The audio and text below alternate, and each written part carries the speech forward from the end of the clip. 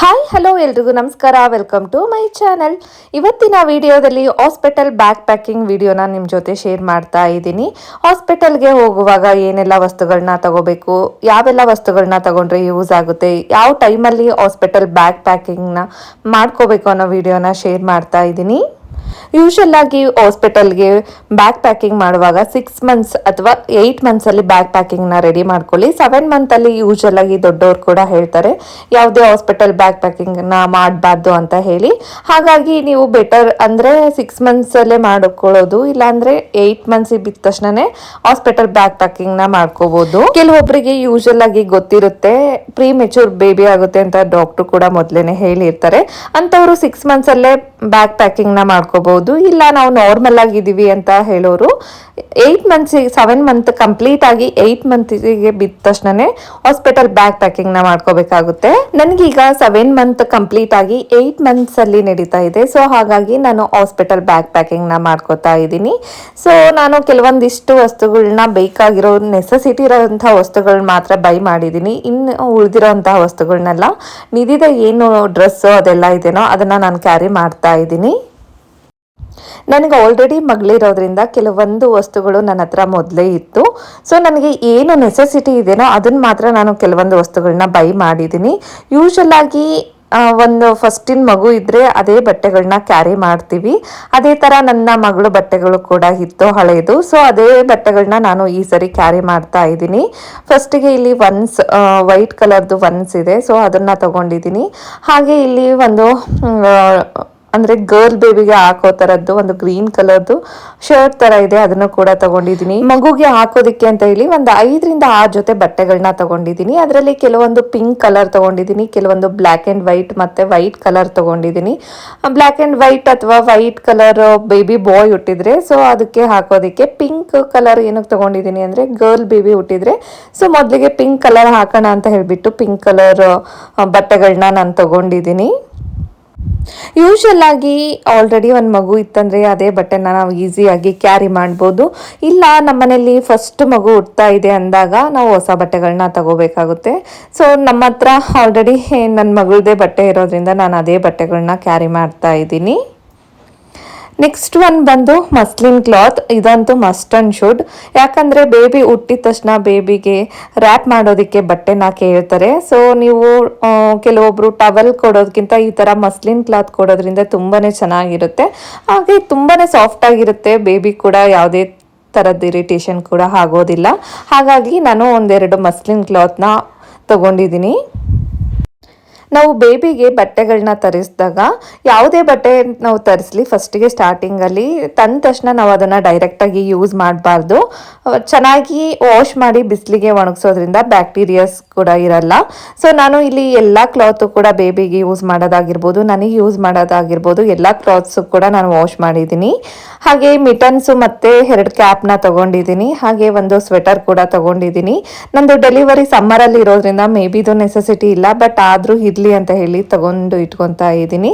ಹಾಗೆ ಒಂದು rubber sheet ಕೂಡ ಇಟ್ಕೊತಾ ಇದ್ದೀನಿ, ಯಾಕಂದರೆ ಬೇಬಿನ ಬೆಡ್ ಮೇಲೆ ಹಾಕ್ಕೊಂಡಾಗ ರಬ್ಬರ್ ಶೀಟ್ ಯೂಸ್ ಆಗುತ್ತೆ. ಹಾಗಾಗಿ ಒಂದು ರಬ್ಬರ್ ಶೀಟ್ನ ಇಟ್ಕೋತಾ ಇದ್ದೀನಿ. ನನಗೆ ಡೆಲಿವರಿ ಮಾರ್ಚಲ್ಲಿ ಇರೋದ್ರಿಂದ ಕ್ಯಾಪ್ಸು, ಮಿಟನ್ಸು, ಸ್ವೆಟರು ಜಾಸ್ತಿ ಯೂಸ್ ಆಗಲ್ಲ.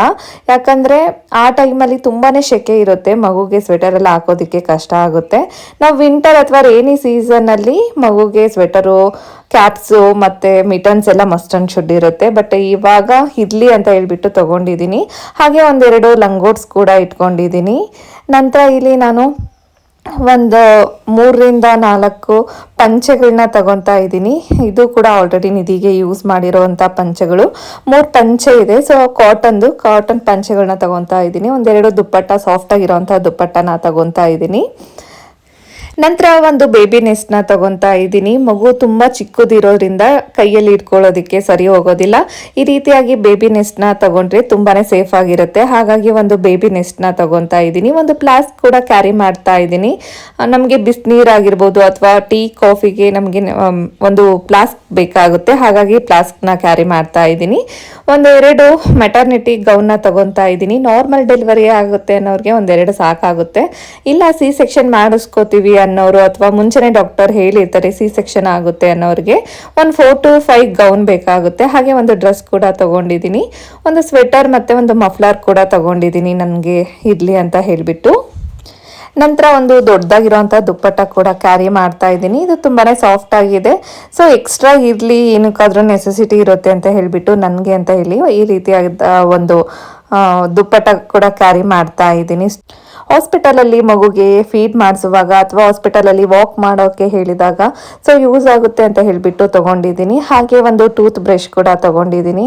ಅಫ್ಕೋರ್ಸ್ ನಾರ್ಮಲ್ ಡೆಲಿವರಿ ಆದರೂ ಕೂಡ ಒಂದು ದಿನ ಹಾಸ್ಪಿಟಲಲ್ಲಿ ಇಟ್ಕೊಂಡಿರ್ತಾರೆ. ಸೊ ಹಾಗಾಗಿ ಒಂದು ಬ್ರಷ್ ಕೂಡ ತೊಗೊಂಡಿದ್ದೀನಿ, ಟೂತ್ ಬ್ರಷ್. ಹಾಗೆ ಒಂದು ವೈಪ್ಸ್ ಕೂಡ ತಗೊಂಡಿದ್ದೀನಿ. ವೈಪ್ಸ್ ಕೂಡ ತುಂಬಾ ಯೂಸ್ ಆಗುತ್ತೆ. ಯಾವುದೇ ಕಾರಣಕ್ಕೂ ವೈಪ್ಸ್ನ ಮಿಸ್ ಮಾಡದೆ ಕ್ಯಾರಿ ಮಾಡಿ. ಹಾಗೆ ನಾನು ಈ ಬ್ಯಾಗಲ್ಲಿ ಮೆಟರ್ನಿಟಿ ಬ್ರಾಸು ಹಾಗೆ ಪ್ಯಾಂಟೀಸ್ನ ಕ್ಯಾರಿ ಮಾಡ್ತಾ ಇದ್ದೀನಿ. ಹಾಗೆ ಒಂದೆರಡು ಮೆಟರ್ನಿಟಿ ಪ್ಯಾಡ್ಸ್ನ ಕ್ಯಾರಿ ಮಾಡ್ತಾ ಇದ್ದೀನಿ. ಕೆಲವೊಂದು ಹಾಸ್ಪಿಟಲಲ್ಲಿ ಕೊಡ್ತಾರೆ, ಕೆಲವೊಂದು ಹಾಸ್ಪಿಟಲಲ್ಲಿ ಕೊಡಲ್ಲ.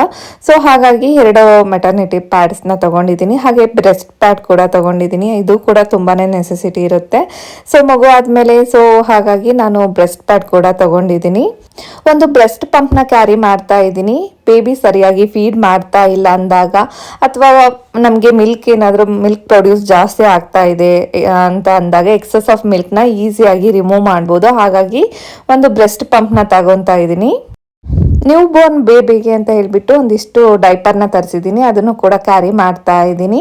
ನಂತರ ಇಲ್ಲಿ ಒಂದು ಪೌಚಲ್ಲಿ ನಮಗೆ ಏನು ನೆಸೆಸಿಟಿ ಇರುತ್ತೆ ರೆಡಿ ಆಗೋದಕ್ಕೆ, ಸೊ ಆ ಥರದ ವಸ್ತುಗಳನ್ನ ನಾನು ಈ ಪೌಚ್ ಒಳಗಡೆ ಇಟ್ಕೊಂಡಿದ್ದೀನಿ. ಒಂದು ಮಾಯ್ಶ್ಚರೈಸರ್ನ ತೊಗೊಂಡಿದ್ದೀನಿ, ಒಂದು ಬಿಂದಿ ಪ್ಯಾಕೆಟ್ನ ತೊಗೊಂಡಿದ್ದೀನಿ. ನಂತರ ಒಂದು ಲಿಪ್ ಬಾಮ್ನ ತೊಗೊತಾ ಇದ್ದೀನಿ. ಹಾಗೆ ಒಂದು ಕೂಮ್ ಕೂಡ ಬೇಕಾಗುತ್ತೆ, ಸೊ ಕೂಮ್ ಕೂಡ ತಗೋತಾ ಇದ್ದೀನಿ. ನಂತರ ಒಂದು ರಿಬ್ಬನ್ ಕೂಡ ತಗೋತಾ ಇದ್ದೀನಿ. ಹಾಗೆ ನಮಗೆ ಇಲ್ಲಿ ಬಾಡಿ ವಾಶ್ ಕೂಡ ತೊಗೊಂಡಿದ್ದೀನಿ, ಇಲ್ಲ ಸೋಪ್ ಕೂಡ ಕ್ಯಾರಿ ಮಾಡ್ಬೋದು. ನಾನು ಬಾಡಿ ವಾಶ್ನ ತೊಗೊಂಡಿದ್ದೀನಿ. ನಂತರ ಲಾಸ್ಟಲ್ಲಿ ಒಂದು ಪೇಸ್ಟ್ ಕೂಡ ಇಟ್ಕೊಂಡಿದ್ದೀನಿ. ಇದೆಲ್ಲ ಸಾಮಾನು ಕೂಡ ಚಿಕ್ಕದು ಇರೋದ್ರಿಂದ ಎಲ್ಲಾದರೂ ಮಿಸ್ ಆಗೋ ಚಾನ್ಸಸ್ ಇರುತ್ತೆ. ಹಾಗಾಗಿ ನಾನು ಒಂದು ಪೌಚ್ ಒಳಗಡೆ ಹಾಕಿಬಿಟ್ಟು ನೀಟಾಗಿ ಇಟ್ಕೋತಾ ಇದ್ದೀನಿ. ಹಾಗೆ ನಮಗೆ ಬೇಕು ಅಂದಾಗ ಈಸಿಯಾಗಿ ಸಿಗುತ್ತೆ, ಹಾಗಾಗಿ ಪೌಚ್ ಒಳಗಡೆ ಹಾಕಿ ಇಟ್ಕೋತಾ ಇದ್ದೀನಿ. ಒಂದು ಬೇಬಿ ಬ್ಲ್ಯಾಂಕೆಟ್ ಕೂಡ ತಗೊಂಡಿದ್ದೀನಿ, ಇದು ಕೂಡ ನಿದಿದೆ. ಸೊ ಅದೇ ಬ್ಲ್ಯಾಂಕೆಟ್ನ ಕ್ಯಾರಿ ಮಾಡ್ತಾ ಇದ್ದೀನಿ. ನಂತರ ನಾನು ಇಲ್ಲಿ ಹಾಸ್ಪಿಟಲ್ದು ಫೈಲ್ನ ಇಟ್ಕೋತಾ ಇದ್ದೀನಿ. ನಾನು ಮೊದಲು ತೋರಿಸಿದ್ದು ಬೆಂಗಳೂರಲ್ಲಿ, ಸೊ ಆ ಫೈಲ್ ಕೂಡ ಕ್ಯಾರಿ ಮಾಡ್ತಾ ಇದ್ದೀನಿ. ನಂತರ ನಾನು ದಾವಣಗೆರೆಯಲ್ಲಿ ತೋರಿಸಿದ್ದು, ಸೊ ಆ ಫೈಲ್ ಕೂಡ ನಾನು ಕ್ಯಾರಿ ಮಾಡ್ತಾ ಇದ್ದೀನಿ. ನಾವು ಫಸ್ಟ್ ಮಂತಿಂದ ಸೊ 9 ಮಂತ್ವರೆಗೂ ಏನೆಲ್ಲ ತೋರಿಸಿರ್ತೀವಿ, ಯಾವೆಲ್ಲ ರೆಕಾರ್ಡ್ಸ್ ಇರುತ್ತೆ, ಸ್ಕ್ಯಾನಿಂಗ್ ಮಾಡಿರೋ ಏನೆಲ್ಲ ರಿಪೋರ್ಟ್ ಇರುತ್ತೆ ಅದೆಲ್ಲ ನಾವು ಇಟ್ಕೋಬೇಕಾಗುತ್ತೆ. ನಾನು ಇವತ್ತು ಟ್ರೋಲಿ ಬ್ಯಾಗ್ನ ಪ್ಯಾಕ್ ಮಾಡ್ತಾ ಇದ್ದೀನಿ. ಸೊ ನಮಗೆ ನೆಸೆಸಿಟಿ ಇರೋ ವಸ್ತುಗಳನ್ನ ಮೇಲ್ಗಡೆ ಇಟ್ಕೋತಾ ಇದ್ದೀನಿ. ಸೊ ನಮಗೆ ಆಮೇಲೆ ಯೂಸ್ ಆಗೋವಂಥ ವಸ್ತುಗಳನ್ನ ಕೆಳಗಡೆ ಇಟ್ಬಿಟ್ಟು ಪ್ಯಾಕ್ ಮಾಡ್ತಾ ಇದ್ದೀನಿ. ಸೊ ಟ್ರೋಲಿ ನನಗೆ ಸರಿ ಹೋಗಲ್ಲ ಅಂದವರು 2 ಬ್ಯಾಗ್ನ ಪ್ಯಾಕ್ ಮಾಡ್ಕೋಬೋದು. ಒಂದು ತಾಯಿಗೆ ಅಂತ ಹೇಳ್ಬಿಟ್ಟು ತಾಯಿ ವಸ್ತುಗಳು ಇರೋಂತಹ ಪ್ರಾಡಕ್ಟ್ಸ್ ಇರೋಂತಹ ವಸ್ತುಗಳನ್ನ ಒಂದು ಬ್ಯಾಗಲ್ಲಿ ಕ್ಯಾರಿ ಮಾಡ್ಬೋದು. ಹಾಗೆ ಮಗುಗೆ ಬೇಕಾಗಿರೋಂತಹ ಎಲ್ಲ ವಸ್ತುಗಳನ್ನೂ ಕೂಡ ಒಂದು ಬ್ಯಾಗಲ್ಲಿ ಕ್ಯಾರಿ ಮಾಡ್ಬೋದು. ಸೊ ನಾವು ಆ ರೀತಿಯಾಗಿ 2 ಬ್ಯಾಗ್ ಕೂಡ ಪ್ಯಾಕಿಂಗ್ ಮಾಡ್ಕೋಬಹುದು, ಅದು ಕೂಡ ತುಂಬಾನೇ ಈಸಿ ಆಗಿರುತ್ತೆ. ಸೊ ನಾನು ಇಲ್ಲಿ ಟ್ರೋಲಿ ಬ್ಯಾಗಲ್ಲೇ ನಾನು ನನ್ನ ವಸ್ತುಗಳನ್ನ ಪ್ಯಾಕ್ ಮಾಡ್ತಾ ಇದ್ದೀನಿ. ಹಾಗೆ ಕೆಲವೊಬ್ರು ಇನ್ಸೂರೆನ್ಸ್ ಕೂಡ ಮಾಡಿಸಿರ್ತೀವಿ, ಸೊ ಅದ್ರದ್ದು ಕೂಡ ಒಂದು ಕಾಪಿನ ಇಟ್ಕೊಳೋದು ತುಂಬಾನೇ ಒಳ್ಳೆಯದು.